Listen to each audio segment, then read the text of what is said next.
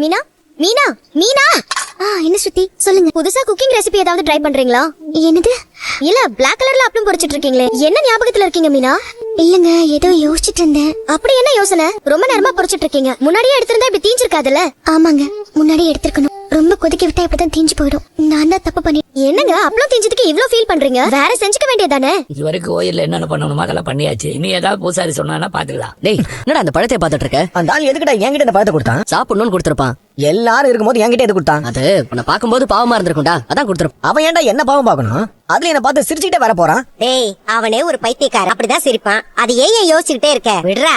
இல்லம்மா, அவன் வந்ததுல இருந்து என்ன பார்த்து மட்டும் தான் சிரிக்கிறான். அதுக்கு பின்னாடி ஏதோ ஒரு காரணம் இருக்கு. டேய், அவன் அப்படித்தாண்டா. திடீர்னு யாரையாவது பார்த்து சிரிப்பான், இல்ல அழுவான், இல்ல கோவமா பாத்துட்டு போவான்.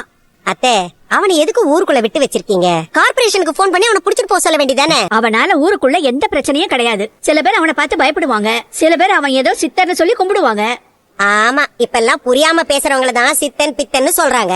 மீனா, என் ரெஸ்டாரண்ட் நல்லா தான் ரன் ஆகுது. இருந்தாலும் டிஃபரெண்டா ஏதாவது டிஷ் புதுசா அப்பப்ப பண்ணாதான் புது கஸ்டமர்ஸ் நிறைய பேர் வருவாங்க. நீங்க செய்யற டிஷ்ல ஏதாவது ஒண்ணு என் ஷெஃப்க்கு சொல்லி தரீங்களா? இந்த காலேஜ்ல எல்லாம் கெஸ்ட் லெக்சரர்ஸ் வருவாங்கல்ல, அந்த மாதிரி நீங்களும் வந்து கிளாஸ் எடுக்கிறீங்க. மீனா, உங்களை தான் கேக்குறேன். என்ன ஸ்ருதி, நான் பேசினது எதுவும்